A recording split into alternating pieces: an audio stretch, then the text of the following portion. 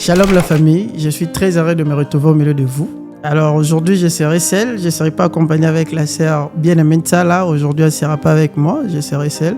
Elle sera là prochainement, vu beaucoup des occupations. Je suis très heureux d'être au milieu de vous, dans vos écrans, dans vos maisons, dans vos véhicules. Je ne sais pas où vous vous trouvez à l'instant que vous allez me suivre. Que Dieu vous bénisse. Aujourd'hui je vous viens avec un merveilleux thème où nous allons parler sur le réveil spirituel. Comment naît le réveil spirituel? Ce concept, c'est un concept qui crée beaucoup des utopies, beaucoup des imaginations, beaucoup de chimères. Mais aujourd'hui, à l'éclairage et à la lumière de la parole du Seigneur, nous allons comprendre c'est quoi le réveil spirituel, pourquoi le réveil spirituel, quelles sont les attitudes, quels sont les signes qui montrent le réveil spirituel. Et si on doit parler du réveil spirituel, ça veut dire au préalable, il y a un sommeil spirituel. Alors comment reconnaître celui qui est dans un réveil spirituel et celui qui est dans un sommeil spirituel? Quelles sont les attitudes qui montrent quelqu'un dans le réveil? Quelles sont les attitudes qui montrent quelqu'un dans le sommeil spirituel? Ou comment y arriver dans ces réveils spirituels?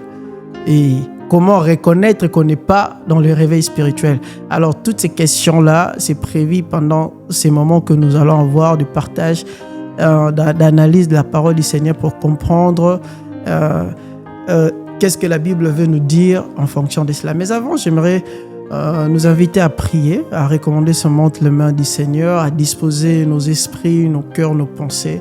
Vous savez, avec les réalités de la vie, les stress, les problèmes, les maladies. Alors, avec toute la crise du monde, nous sommes parfois pas disposés à ouvrir notre oreille spirituelle, à écouter ce qui est le plus essentiel. Vous savez, c'est ce qui est arrivé aux enfants d'Israël à l'Égypte. Les pharaons et son comité ont dit, nous devons charger ces peuples de lourds travaux corvées pour les empêcher de se multiplier, d'adorer leur Seigneur. Et c'est le même système que le diable est en train de faire à ces derniers temps, alors que Jésus revient bientôt. Il veut tellement nous rendre occupés pour que nous ne puissions pas être dans l'essentiel de ce qui est le salut de nos âmes.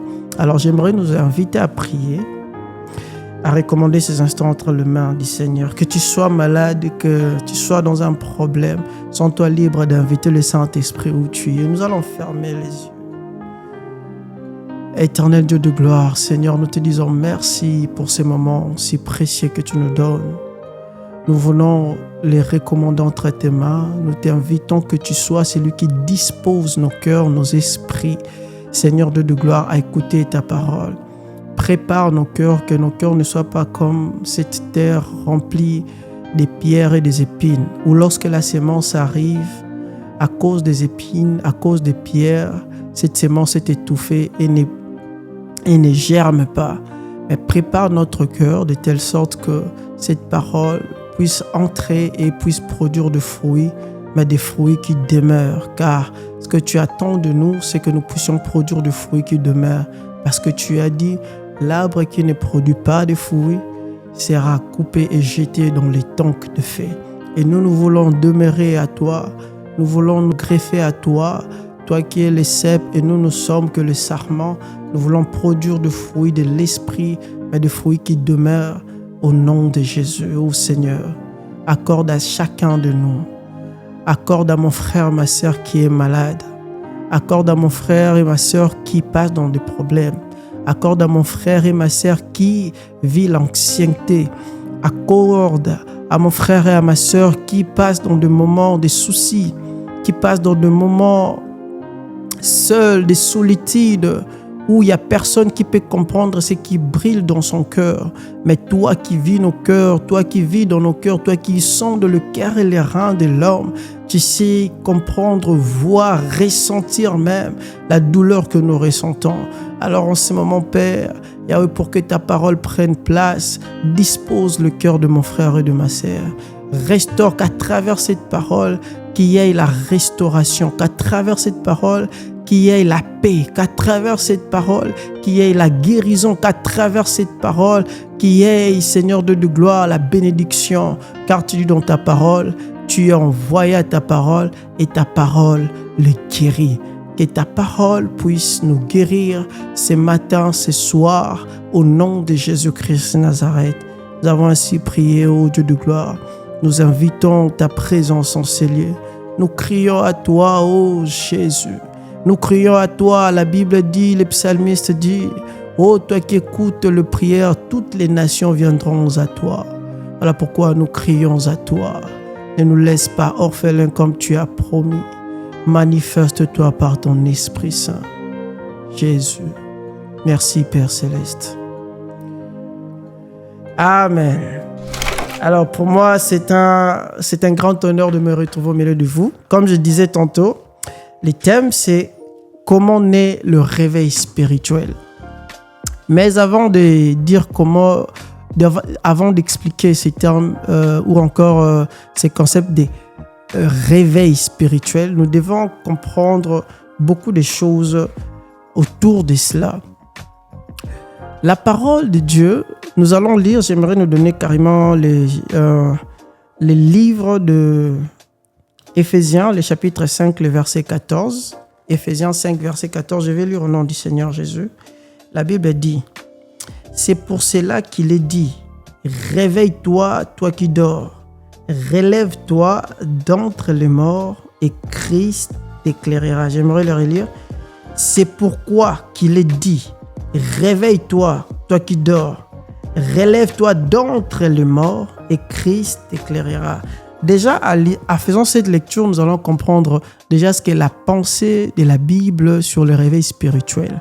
La première partie, la partie A, il dit « Réveille-toi, toi qui dors », mais la deuxième partie, la partie B, il dit « Relève-toi d'entre les morts ». C'est quoi le réveil spirituel? Quand on parle de réveil spirituel, on ne parle pas de réveil du corps physique. Vous savez, le corps physique, lorsqu'on te dit de te réveiller, ça veut dire que tu étais dormi physiquement et tu t'es réveillé. Mais est-ce la même manière dont on parle de réveil spirituel? Ce n'est pas de la même manière. On parle de l'esprit qui doit se réveiller. Mais quand est-ce que cet esprit s'est déjà endormi?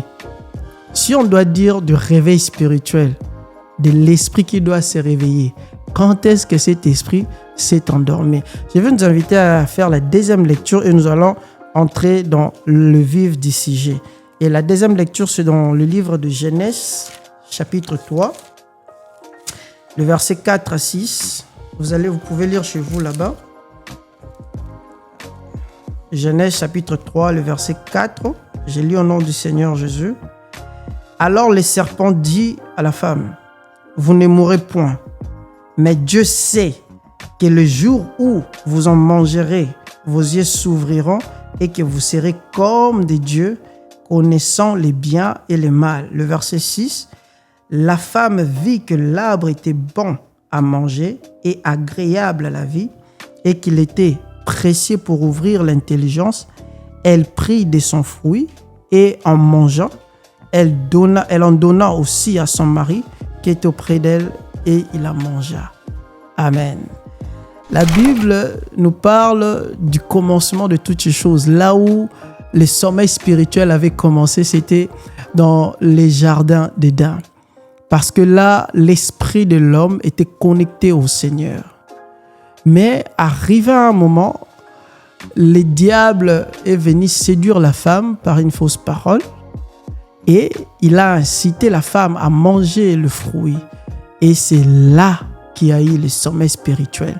En d'autres termes, le sommeil spirituel n'est que le déconnectement de l'esprit de l'homme et l'esprit de Dieu. Donc, du moment où l'esprit de l'homme n'est pas connecté à l'esprit de Dieu, la Bible l'appelle sommeil spirituel. En d'autres termes, la Bible l'appelle la mort spirituelle. Mais la première question, s'il faut qu'on puisse comprendre vraiment ce concept, j'aimerais nous poser des questions pour procéder à des questions-réponses. Là, on va mieux comprendre. La première question serait, qu'entendez-vous parler du mot réveil spirituel? Comme je venais de dire, le mot réveil spirituel dans la Bible La Bible démontre que le mot réveil spirituel, c'est la connexion de l'esprit de l'homme et l'esprit de Dieu. Lorsque tu es en communion avec le Seigneur, lorsque ton esprit, tu as reçu le Saint-Esprit en toi, ton esprit est régénéré. Ton esprit est connecté avec le Saint-Esprit, ce qui fait que tu es dans les réveils spirituels. Mais à ne pas confondre, il y a le mot réveil spirituel et l'éveil spirituel. Beaucoup sont enfants de Dieu, sont chrétiens, sont dans les réveils spirituels, mais ne sont pas dans l'éveil spirituel. Le réveil spirituel est une autre chose. L'éveil spirituel est une autre chose. Lorsque tu es dans les réveils spirituels, il faut maintenir ces réveils spirituels par l'éveil spirituel. Tu peux être réveillé comme ça, mais être distrait. C'est comme ça que tu peux conduire, tu es réveillé, tu conduis, mais par une petite distraction, tu commets un accident et tu peux perdre la vie facilement. Alors, beaucoup de chrétiens sont dans les réveils spirituels, vraiment, et pour de vrai, mais ne sont pas dans l'éveil spirituel. Mais pourquoi vraiment on doit en parler? Parce que le thème ou encore le mot réveil spirituel prête tellement de confusion que beaucoup pensent les réveils spirituels, c'est les synonymes des manifestations du Saint-Esprit. Quand on veut parler de réveil spirituel, on pense que c'est le fait de faire des guérisons, on pense que c'est le fait de prophétiser, faire des miracles, ressusciter des morts. Ça n'a rien à voir avec tout ça. Les réveils spirituels ne veut pas dire la manifestation du Saint-Esprit. La manifestation du Saint-Esprit est un élément dans les réveils spirituels. Mais les réveils spirituels n'est pas le synonyme de la manifestation du Saint-Esprit. J'aimerais notifier ça pour que nous puissions comprendre, parce que ça crée beaucoup de confusion. On veut parler à tout moment. Ah, je sens les réveils spirituels qui arrivent. Mais c'est quel réveil spirituel qui arrive? C'est quoi ces réveils spirituels-là? Est-ce parler en langue? Est-ce faire marcher des paralytiques? Est-ce ressusciter ceux qui sont morts? Les réveils spirituels n'est pas d'abord ça, mais la manifestation du Saint-Esprit, les pneumatikos, comme le dit le grec, c'est un élément dans l'ensemble qu'on appelle réveil spirituel. La deuxième question serait, qu'est-ce qui ramène le réveil spirituel? Comme j'étais en train de dire, si le réveil spirituel n'est pas le don du Saint-Esprit, mais comment? C'est quoi? Comment les réveils spirituels arrivent? Par quel moyen les réveils spirituels arrivent si ce n'est pas par les dons du Saint-Esprit? Alors, les premiers ou l'ensemble de ce qui fait que ces mots soient réveil spirituel, c'est la saine doctrine. C'est la bonne parole du Seigneur. Pourquoi je suis en train de dire ça? Les réveils spirituels étant la parole du Seigneur, c'est ce qui contient la vie. La parole du Seigneur est comme un filigrane. Je vais appeler ce stylo un filigrane. Et ce filigrane, c'est la parole du Seigneur. Ça veut dire, lorsque Dieu dit oui, quand le oui sort de la bouche du Seigneur, ce filigrane qui est oui, le mot que le Seigneur a prononcé oui, ça contient l'Esprit de l'Éternel. Cette parole que le Seigneur a dit oui, contient l'Esprit de l'Éternel. Et du fait que cette parole contient l'Esprit de l'Éternel, ça contient la vie parce que l'Esprit du Seigneur est la vie. Alors lorsque le Seigneur dit oui et que toi tu reçois le oui en question, tu reçois la vie parce que la parole du Seigneur contient son esprit. Et si ça contient son esprit, donc ça contient et sa puissance et tout ce qui va avec et son pouvoir. Mais lorsque tu reçois une parole que le Seigneur n'a pas dit, qui n'est pas la parole qui vient du Seigneur, ça ne contient pas l'Esprit du Seigneur. Et du moment où ça ne contient pas l'Esprit du Seigneur, ça contient notre esprit. Et tout autre esprit que l'Esprit de Dieu, c'est la mort. Ça veut dire, lorsque Dieu a dit oui, l'autre te dit, Dieu a dit que je te dise non, les noms là, puisque ce n'est pas Dieu qui a dit, ça veut dire, dans ces noms là, il y a la mort. Tu ne vas pas trouver la vie. Alors la bonne manière pour que le diable puisse déconnecter l'homme, l'amener dans la mort, il fallait déjouer ce qui était la parole que Dieu avait dit. Il fallait lui donner une autre parole qui ne comptait pas la puissance, l'Esprit de Dieu, qui ne comptait pas la vie, pour qu'ils ne trouvent plus la vie dans la parole de Dieu qu'ils avaient l'habitude d'avoir. C'est pour cela que nous avons lu dans Genèse 3, nous voyons les serpents venir vers la femme et lui dire une autre chose que le Seigneur n'a pas dit. Quand ils ont accepté la parole du diable, puisque le diable n'a pas la vie en lui, cette parole entrée dans la vie d'Adam et Ève a sémé la mort. La question était, qu'est-ce qui ramène le réveil? C'est comme ça que j'étais en train d'expliquer toutes ces choses-là, que ce qui ramène le réveil, c'est la vraie parole du Seigneur. Parce que dans la vraie parole du Seigneur contient la vie. C'est comme ça qu'il dit, au commencement était la parole était avec Dieu, la parole était lui-même Dieu. La parole que Dieu dit, c'est lui-même Dieu dans cette parole qui vient vers vous. C'est comme ça qu'il dit, c'est lui qui garde ma parole. En réalité, il me garde moi parce que du moment où tu gardes ma parole, moi et le Père, nous serons un dans cet homme. C'est-à-dire, lorsque tu gardes la vraie parole du Seigneur, puisque c'est la parole du Seigneur, on ne peut pas dissocier Dieu et sa parole. Donc, la parole du Seigneur et le Seigneur font une personne. Lorsque tu reçois la parole du Seigneur, automatiquement, sans le vouloir, tu reçois Dieu. Lorsque tu acceptes la vraie parole du Seigneur, automatiquement, tu reçois Dieu. Parce qu'on ne peut pas séparer Dieu de sa parole. Dieu égale à sa parole égale à Dieu. Et donc, pour ramener le réveil, il faut ramener la vraie parole de Dieu pour reconnecter l'esprit de l'homme avec l'esprit de Dieu. Parce qu'à chaque fois que l'esprit de l'homme est déconnecté de l'esprit de Dieu, l'homme est considéré comme mort. Pas considéré comme mort, il est mort. Parce que son esprit vient de Dieu. Et lorsque son esprit ne peut plus jouir de la présence du Seigneur, ne peut plus vivre. C'est comme ça que pour que le diable détruise les gens, il envoie la parole, mais la fausse parole qui n'est pas la vraie parole du Seigneur, qui n'est pas la sainte doctrine. C'est pour ça que Jésus-Christ sur terre, il donnait plus l'importance sur les enseignements, sur la parole du Seigneur qu'il faisait, que sur le miracle qu'il faisait. À un moment, il reproche les gens, vous venez que pour manger. Mais lui, il voulait enseigner. Lorsqu'il leur donne la nourriture, après il les fait asseoir, il les enseigne la parole du Seigneur. Parce que Jésus savait que la parole et Dieu égale une seule personne. Ce n'est pas la parole de Dieu, comme aujourd'hui nous les hommes, on peut dire autre chose, mais dans le cœur il y a autre chose. On n'est pas comme on dit.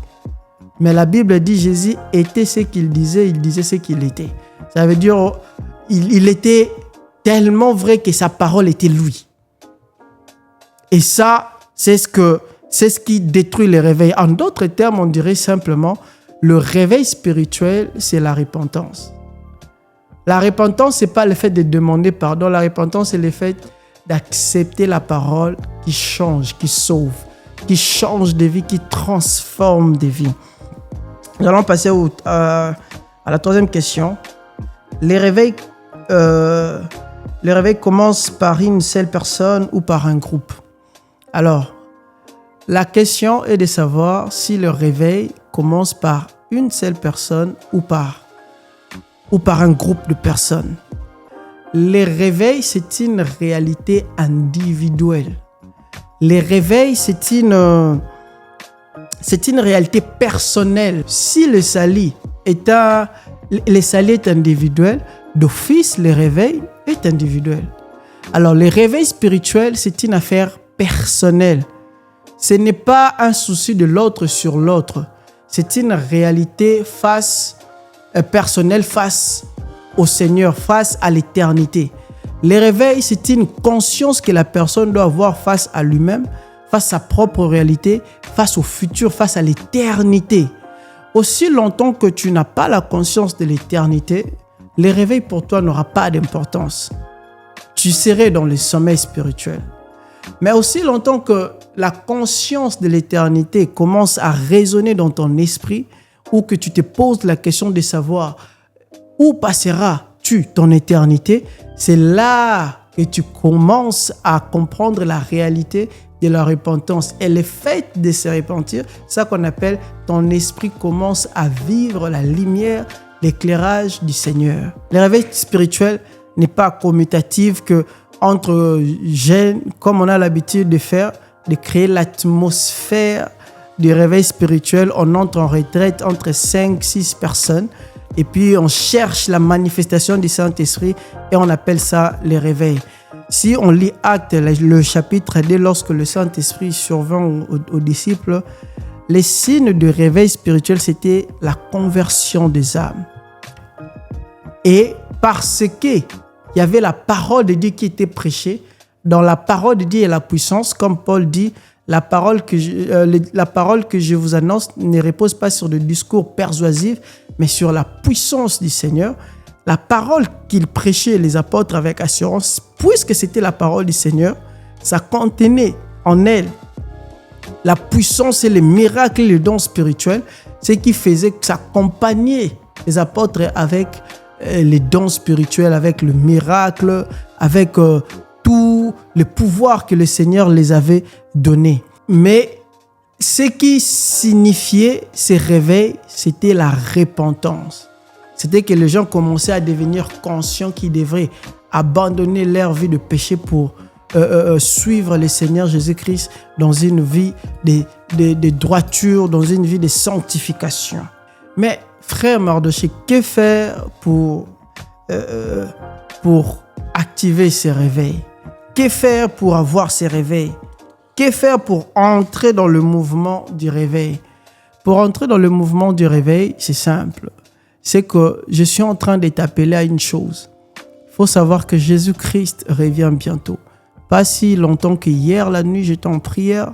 Et j'étais en train de voir dans mon esprit, alors que je priais, je voyais un cheval blanc. Et sur ce cheval blanc, il y avait un homme en blanc.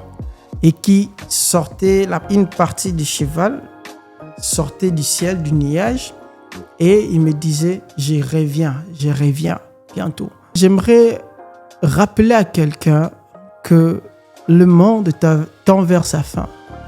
Que si peut-être pas dans 10 ans, Jésus ne revient pas, mais peut-être dans une année, tu vas mourir. Peut-être dans une année, tu seras malade. Personne ne sait ce qui peut arriver, car la Bible dit, personne ne sait ce qu'un jour peut enfanter.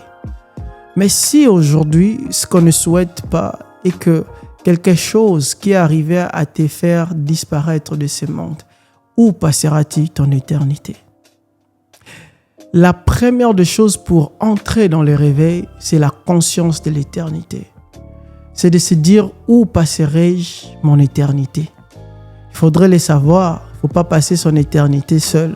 Il faut passer son éternité avec le Seigneur. Et pour entrer dans cette éternité, il faut la conscience du ciel et de l'enfer. Le ciel est réel, l'enfer aussi est réel.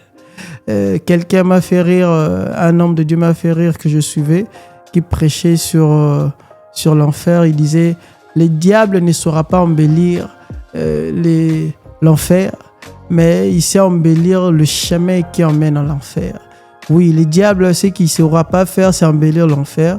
Il sait embellir le chemin qui amène à l'enfer. Il rend ces chemins aussi beaux que cela puisse paraître, mais qui la finalité, ça ne sera pas cette beauté que tu vois sur les chemins, ça sera le tank de feu, le soufre de feu éternel.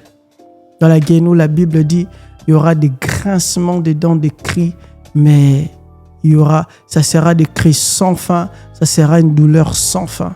Jésus-Christ revient bientôt. Le chemin qui amène au ciel, c'est le chemin de la repentance. C'est le chemin de revenir vers Dieu. C'est le chemin d'accepter Jésus comme étant Seigneur et Sauveur de sa propre vie. et qu'il puisse prendre le contrôle. Ça, c'est les réveils spirituels. Les réveils spirituels, c'est le fait de marcher chaque jour, chaque instant avec la conscience de l'éternité. Où passeras-tu ton éternité? Oui, mais lorsqu'on est réveillé, lorsqu'on reçoit le Seigneur, qu'est-ce qui peut devenir l'obstacle de ces réveils spirituels?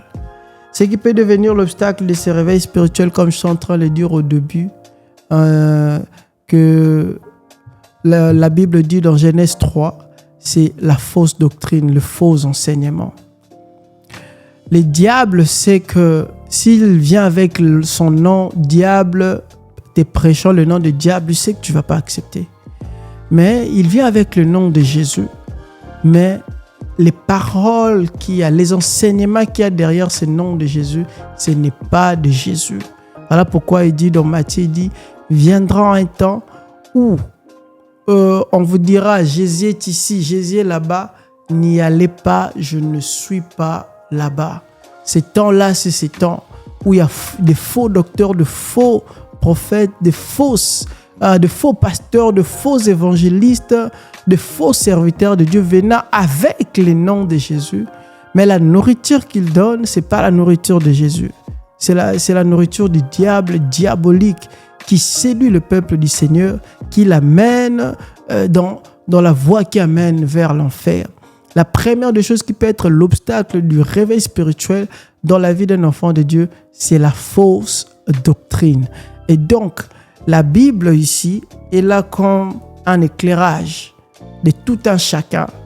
Alors que tu écoutes les enseignements, il faut vérifier la parole du Seigneur. Il faut vérifier de ce que l'homme qui prétend être dit, l'homme de Dieu, de ce qu'il dit et de ce que la Bible dit. C'est là que lui-même, le Seigneur, viendra avec l'éclairage pour t'éclairer sur la fausse doctrine, sur la mauvaise doctrine. Parce que déjà, vous voyez que le terme réveil spirituel n'est pas le fait de prophétiser. Réveil spirituel n'est pas le fait de faire des miracles. Mais c'est lui qui fait les miracles. Il peut être dans les réveils spirituels. Mais il ne peut aussi être dans les réveils spirituels. Parce que ce n'est pas le don qui définit le réveil spirituel. C'est la marche avec le Seigneur. C'est la communion avec le Seigneur qui démontre le réveil spirituel dans la vie de l'homme. Quelqu'un m'avait posé la question, est-ce que la prière, le fait de prier, le fait de jeûner, le fait d'entrer en retraite, est-ce un signe de réveil spirituel? La prière, le jeûne n'est pas le signe de réveil spirituel. Je vais vous relater ce témoignage ou cette histoire de ma propre femme. Un jour, dans le début de notre relation, on était en prière en groupe. Elle criait très fortement. Alors, elle criait vraiment plus que nous tous à haute voix. Et là, moi, j'étais très content qu'elle priait comme ça. Je me disais, oh Seigneur, merci de m'avoir donné une femme qui prie comme ça très fortement. C'est une bénédiction. Et là, le Seigneur m'ouvre les yeux et j'étais en train de la regarder. Je voyais, elle dormait dans son esprit. Mais quand j'ouvre les yeux, c'est elle qui priait plus que nous tous. On était dans un nombre de vingtaine de personnes. Et c'est elle qui priait plus que nous tous, et les hommes et les femmes. Mais lorsque moi, Dieu, le Seigneur m'ouvre les yeux, quand je la regarde, je la vois en train de dormir dans son esprit. Les réveils spirituels n'est pas le fait de beaucoup prier. Les réveils spirituels n'est pas le fait d'entrer en jeûne à sec 3 jours. Si, je ne suis pas en train d'interdire ça, je ne suis pas en train de dire la prière elle est mauvaise. Non. Je suis en train de parler du réveil spirituel. Tu peux prier et ne pas bien prier. Tu peux prier et taper à côté. Tu peux prophétiser et ne pas être réveillé du tout. Alors du tout. N'avez-vous pas lu dans la Bible que Dieu pouvait faire parler l'âne? Le fait que Dieu vous passe par vous pour toucher quelqu'un, ne pensez pas que vous êtes dans le réveil spirituel. Ok, j'aimerais faire cette différence. La manifestation du Saint-Esprit, lorsque Dieu passe par nous pour toucher les gens, ça c'est ce qu'on appelle le service. Mais à part les services, nous avons notre relation avec Dieu. Ça veut dire, la relation va vers nous, vers les gens, nos prochains, et de nous vers le Seigneur. Maintenant, pour nous, vers ceux qui sont nos frères et sœurs, Dieu peut passer à n'importe quel moment à toute sa création. Dieu peut utiliser n'importe qui pour atteindre l'autre. Le fait que Dieu passe par toi pour atteindre l'autre ne fait pas de toi ni enfant de Dieu, ni serviteur de Dieu, ou te rend très spécial. Non. Parce que Dieu peut parler à un fou pour te toucher. Dieu peut parler à un sorcier pour te toucher. N'avez-vous pas lu que Dieu envoya le corbeau pour venir nourrir Élie? Est-ce que ça avait rendu ces corbeaux purs dans l'Ancien Testament? Non. Ça veut dire pour que Dieu t'utilise pour les autres, ça c'est une autre chose. Ne prenez pas acquis les services de Dieu et notre relation avec le Seigneur. Servir Dieu est une autre chose, mais maintenant lorsqu'on finit de rendre service, on a maintenant des comptes à rendre par rapport à notre relation personnelle avec lui-même, le Seigneur. Est-ce que tu marches correctement devant le Seigneur? C'est comme ça que quand Matthieu dit, beaucoup viendront et diront, Seigneur, nous t'avons servi, nous avons chassé les démons prophétisant en ton nom.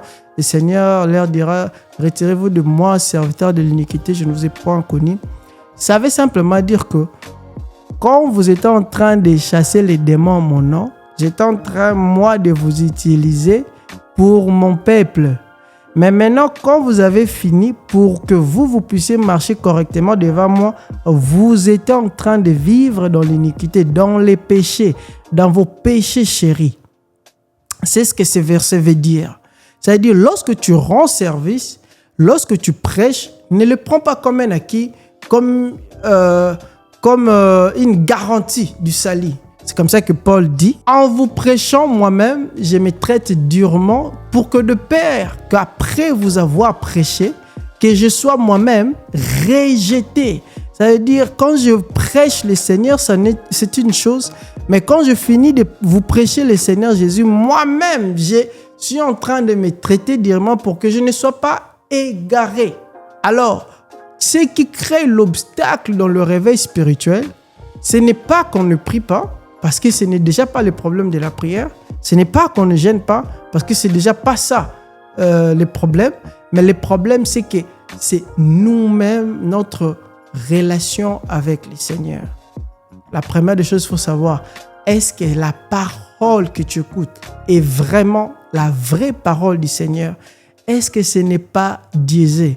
Jésus le dit, il dit aux apôtres, ne suivez pas les enseignements des pharisiens, car leur enseignement contenait du levain. Or, un peu de levain fait lever la pâte.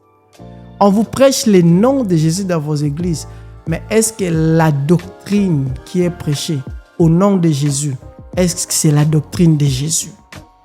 Lorsque vous n'êtes pas dans la doctrine de Jésus, aussi sincère que vous soyez, avec cette bonne intention que vous puissiez avoir de servir le Seigneur, vous tapez à côté. C'est pour cela que vous allez voir Oussa mourir avec l'amour des deux lèvres de Dieu, mais parce qu'il n'avait pas les vraies instructions que le Seigneur avait données de qui devrait faire toucher l'arche et qui ne devait pas toucher l'arche, il a été frappé par la mort. Les hommes spirituels ne sont pas des hommes émotionnels. Un homme spirituel n'est pas un homme sentimentaliste. Un homme spirituel surpasse les émotions. Je ne suis pas en train de dire un homme spirituel devient un robot, non. Mais un homme spirituel est capable de surpasser ses émotions. C'est pour cela, l'un des fruits de la maturité des hommes spirituels, c'est la maîtrise de soi. La maîtrise de soi n'est pas que dans les mauvaises choses, quand tu es en colère, que tu dois chercher la maîtrise de soi. Même quand tu es dans la joie, même quand tu es excité de faire des choses, il faut ne pas s'empresser. Vous vous souvenez, la Bible dit que en mon nom, vous guérirez les malades. Vous imposerez les mains aux malades, ils seront guéris. Mais, il dit encore, n'imposez pas les mains avec précipitation. Ça veut dire, il te ramène à la maîtrise pour que tu ne puisses pas aller en dehors de ce que Dieu veut. Vous voyez? Et ça, c'est ce qui tue le vrai réveil. C'est ce qui tue cette manifestation, c'est cette pneumatikos. cette manifestation du Saint-Esprit, on veut prophétiser, on veut vivre à la main du Seigneur, mais c'est comme si ça n'arrive pas. Non, c'est pas parce que Dieu ne veut pas, c'est pas parce que pour prophétiser c'est difficile, c'est parce que Dieu n'est que dans sa parole. Ce que tu dis, si ce n'est pas la parole que Dieu a dit, il n'y aura pas des effets. Si ce que tu dis, c'est la parole que le Seigneur a dit, il y aura des effets. Les dons spirituels, ce n'est pas à forcer. La manifestation du Saint-Esprit, on ne le force pas.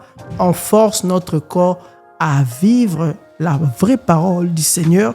Et c'est à partir de là que tout commence, que le réveil commence. C'était ça, cette petite exhortation qui concernait le réveil spirituel.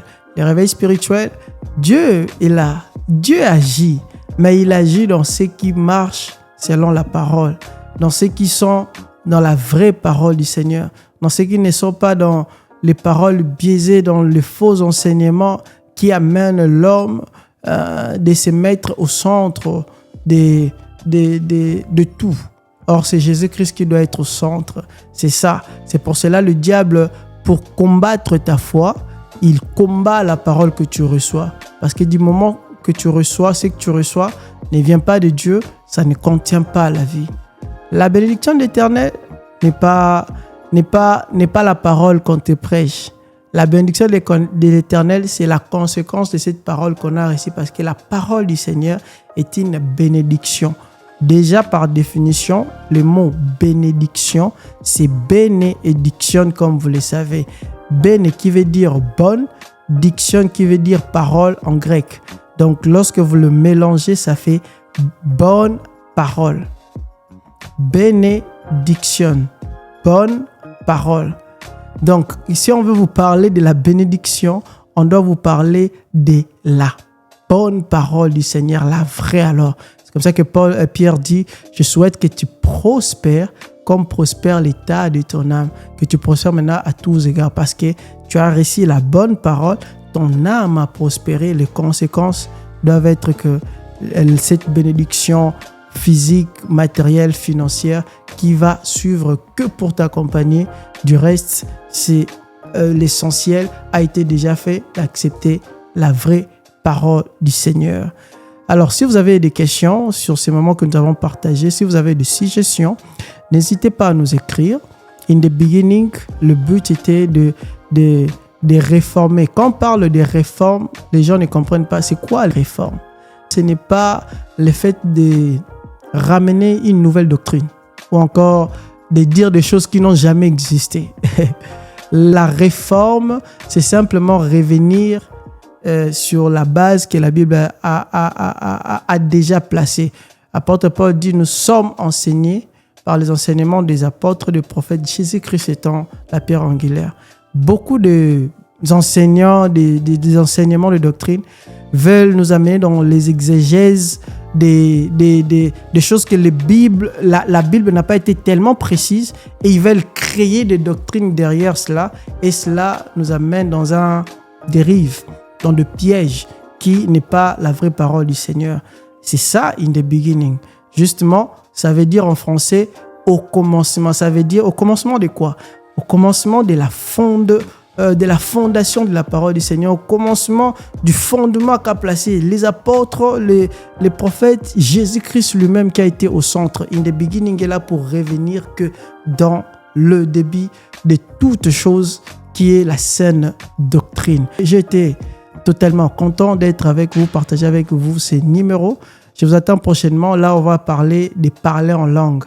Parce que beaucoup ont encore cette lacune dans le parler en langue. Beaucoup, j'entends, qui disent que le diable n'écoute pas les parlants en langue. Moi, je vous dis mieux. Le diable, il parle, même les parlants en langue à question. Il écoute ça très bien, mais on aura à parler comment il faut utiliser les parler en langue dans l'analogie de la Bible, selon l'ordre que la Bible a donné sur le don de parler en langue. Parce que, vous savez, apôtre Paul faisait cette différence entre les dons de prophétie et les dons de parler en langue. Pourquoi il y a un moment à préciser sur le don de parler en langue et le don de prophétie? On va en parler, mais je vous dis, rassurez-vous, le diable, il parle le parlant en langue, il écoute ça. Donc, un jour, tu peux entendre un démon parler le parlant en langue. Ne t'étonne pas. Les démons, c'est pas le parlant en langue. Mais il y a le parlant en langue qui vient de Dieu et qui vient du diable. Je vais expliquer ça dans les détails, d'où, comment et dans toute sa largesse, comment utiliser ces dons de parler en langue. Que Dieu vous bénisse. Je vous retrouve à très bientôt. Bye.